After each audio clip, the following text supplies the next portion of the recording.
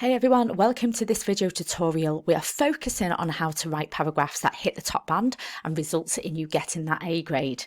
So this video aims to show you how. We're looking at gender and achievement on this one. So you want to bag that A grade, you have excellent knowledge and understanding, but how do you put it in a paragraph that hits the top band? So firstly, let's have a look at the mark scheme to see exactly what you have got to do. This mark scheme is from Paper 1, 2020, and the 30-mark question is from Gender and Educational Achievement. So the question is, apply material from item B and your knowledge, evaluate sociological explanations of gender differences in educational achievement.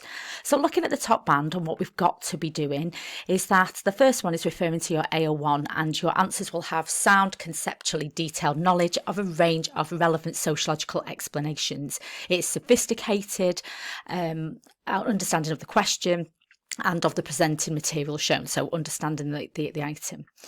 It's also applied accurately and with sensitivity to the issues raised by the question, so that is your AO2. Are you answering what the question's asking you to do? But I really want to draw your attention to this bottom one, which is your analysis and evaluation. So evaluation may be developed through a discussion of the importance of factors external to schools, or by consideration of the relative importance of factors inside and outside the education system, or this, even more importantly, the interrelationship. Analysis shows clear explanation and appropriate conclusions. So we're going to have a look at a student answer for this question about gender and achievement, and let's have a look at what the student does to hit that top band.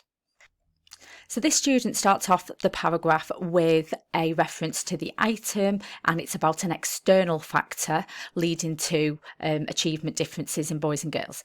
We've got early reference to a study, and this student then explains that girls are socialised by their parents to be passive and obedient, whilst boys are encouraged to be active and loud.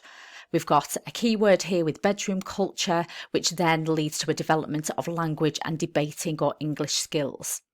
So that's lovely early AO1 there. Now we've got the AO2, and this is clearly about girls, and the reference to achievement is explicit. They achieve educationally as a result of this socialisation, and these skills are developing skills that are favoured by the education system. So now we're showing a little bit of analysis because we are developing that explanation to show the impact of something external has on something internal within the school. As a result, these girls are labelled positively by their teachers. They're seen as the ideal pupil, and this will further increase their achievement because it creates a self-fulfilling prophecy to achieve the positive teacher label. So this student has gone from the external to the internal. They don't stop there. We get further analysis now because they then compare it to boys. Still focusing on that socialisation point that they made right at the beginning of the paragraph. So boys underachieve, very clear, explicit link to achievement here. They are socialised into traits that are not useful for academic success. Again, she doesn't stop. She then brings in another study because she brings in another element of analysis. She's done the comparison to boys, but then she doesn't assume that all girls are going to be high achievers because there is a class element as well.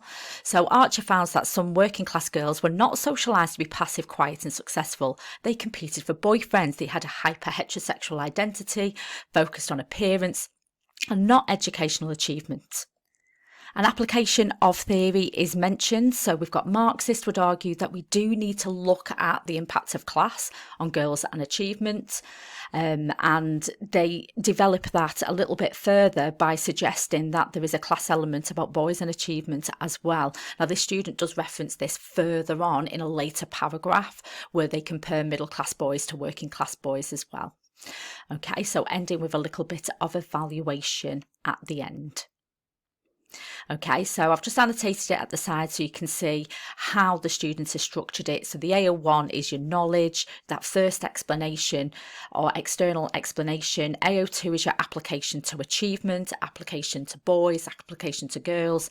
Analysis is where you then make that link. So we've got the interrelationship between the external leading to the internal.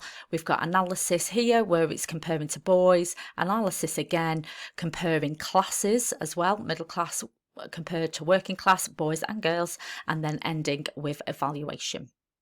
So in summary, make sure you've got conceptually detailed knowledge of the different sociological viewpoints, whatever's been asked in the question. Apply your knowledge sensitively to meet that demands of the question. So make sure that you are explicit to the social group. Sometimes students just put things like, this causes gender differences in achievement. It's so vague. You've got to be very specific and very explicit, and indicate what happens with the achievement. Is it going up? Is it going down? In comparison to the other group. Explicit evaluation, so make sure you are discussing the relative importance of the different factors, both inside and outside the education system, and like what we've seen on this one, show how they might have an interrelationship, how they might interlink. Your analysis is those clear explanations, and hopefully the answer that I've just shared with you shows you exactly how to do it. So massive thank you for watching.